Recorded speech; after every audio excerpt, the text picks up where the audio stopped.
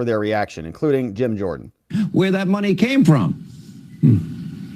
Yeah, Sean, but it's all an illusion according to the Democrats. Go back to that meeting that you and Jamie were just talking about, this illusion of access. They're having a board meeting in Dubai on December 4th, 2015. After the board meeting, Hunter Biden meets with Devin Archer, Zolochevsky, and Pizarski, the two key guys who run Burisma. They meet for drinks. During that meeting, they say, we need the U.S. government to intervene. We're under pressure from the prosecutor. We're facing pressure in Great Britain because they've sanctioned and seized our assets, 23 million pounds, $23 million in Britain. We need some help. They make a phone call to D.C. Mr. Archer, I don't know who they called, but they called D.C. And 5 days later, December 9th, 2015, Joe Biden is in Ukraine, and he gives a speech starting the pressure on the prosecutor in Ukraine. Wow. 5 days after that meeting. Wow. 5 days after a phone call to D.C. 5 days where they used the Biden brand. According to what we've learned today, the Biden brand was the value Hunter Biden brought to this business arrangement.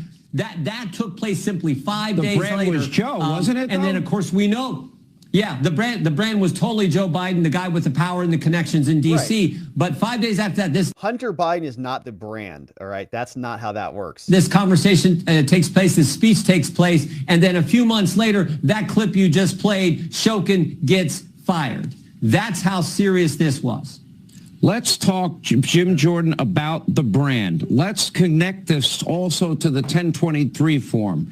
And well, Mr. Comer's working on it. Our staff's working on the Oversight Committee. Chairman Comer, that's what we're trying to do, figure all that out. But here's the takeaway I have today, too, Sean. I thought today's testimony from Mr. Archer gave a whole new light to what happened last week. Remember last week, this deal they put together that the judge said, no deal. We're not going to do that because it was unprecedented, never seen anything like this. The deal they put together was designed to keep Burisma out of it. Remember, they weren't going to charge for 2014, 2015 tax years. They weren't going to do the felony charges because that's Burisma money. And the FARA allegation, the FARA concern derives from this action that took place in Dubai, where Hunter Biden is talking about how can the U.S. government, they're asking Hunter Biden, how can the U.S. government intervene and help us in this situation? So now we have some more light on that terrible deal they tried to put together last week, and why the judge, appropriately so, asked questions, and it's no longer going to happen. 20 times that they put Joe Biden on the phone was to talk to... Let's see if we got Comer, what Comer says. Not the brand. Well, Devin Archer testified that they were influence peddling. We've wondered what the business was. I suspected it was influence peddling, but we heard today from someone on the inside, it was influence peddling. They sold Joe Biden. That's what the business was. And Joe Biden himself talked to every single person that has wired money to the Bidens. I mean, you've got a situation here where you look at those people who were wiring the money. A lot of those people aren't the most credible people in their countries.